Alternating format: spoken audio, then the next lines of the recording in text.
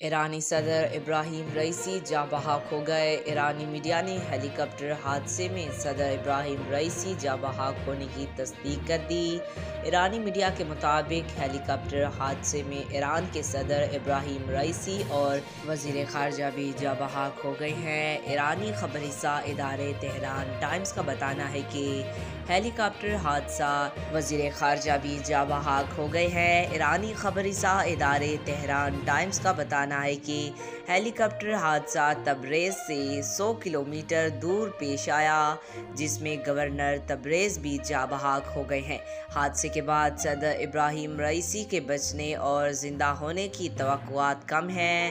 ایرانی صدر رئیسی کا ہیلی کاپٹر مکمل طور پر جل گیا ہے۔ خبر ایجنسی کے مطابق ایرانی سپریم لیڈر آیت اللہ خامنہ ای کے ترجمان آیت اللہ علی ہاشم اور مشرقی آذربائیجان کے گورنر بھی اس ہیلی کاپٹر میں سوار تھے۔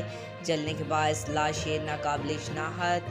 ایرانی حکام کے مطابق کچھ لاشیں جل کر ناقابل شناخت ہو گئی ہیں۔